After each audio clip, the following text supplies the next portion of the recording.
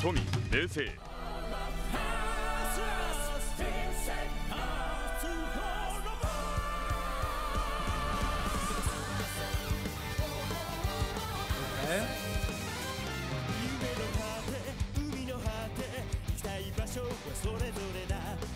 Оха, оха. От различните тук са много готини.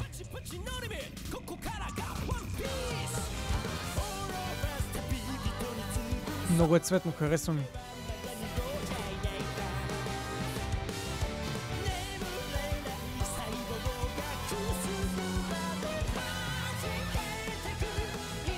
Яко.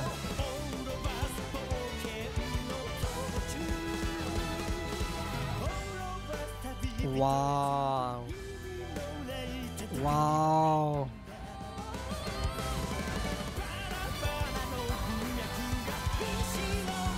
Дейм, красота. Това ви... за това ви говоря, пичове, да има някакъв машъп от промяна на кадри. Говорим за близки и далечни. Ето виж, от близък, среден и после целият свят се вижда, разбирате ли? Както по-рано, сега първо да се съсредоточим върху самото интро. Много е готино, човек. Арт е уникален. Сега искам да мина през някои неща. Не знам дали забелязахте, обаче има едно... започваме от показване на света, но не целия. Виждаме морето, океана, защото знаем, че принципно One Piece е съсредоточен върху това пирати, океан, море, всичко. И завършва с показване на целия свят, човек. От близък кадър до целия свят, мащабно. И цялото аниме за тая арка и промениха артистичния стил. Вярно ли? Damn.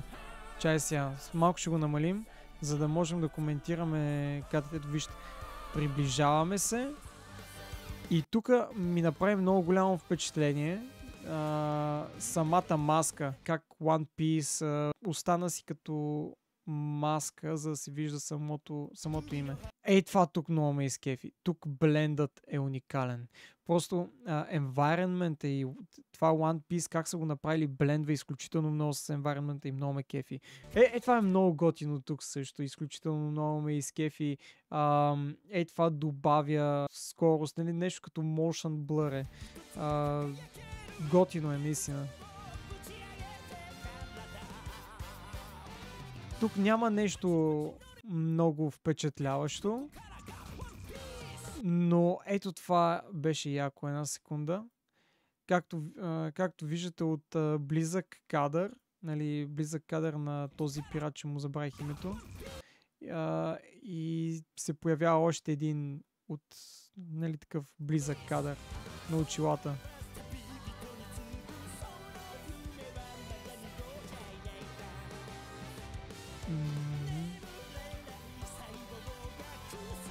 И всичко е горе-долу на еднакво разстояние от самата камера, за да е лесно на консуматора, нали, на зрителя, да свикне с това, което вижда. И другото е, нали, тези променливи, които виждаме в героя, нали, различните аутфити и тия работи също впечатляваше. Нали, лесно и силно се направи за професионалист, но е готино. Не знам, готин ефект е. Velocity ефект е това. Да, ето той, ачката си разбира от работата и знае как се прави. Тук като стъпят на различна земя, им се променят дрехите. Базирано на арката, от която е пода. Да, това щях да кажа, нали, защото на различни места, нали, са облечени по различен начин.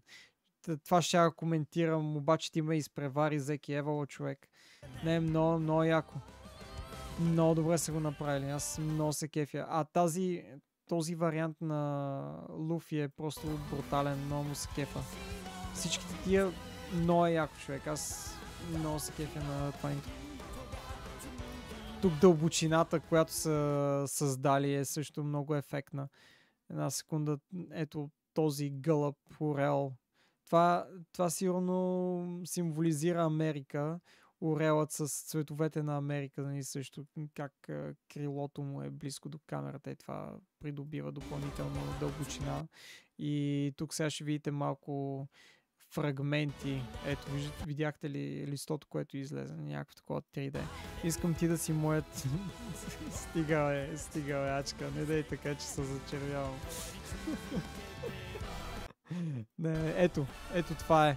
По-рано започнахме от някакво такова POV и влезнахме навътре.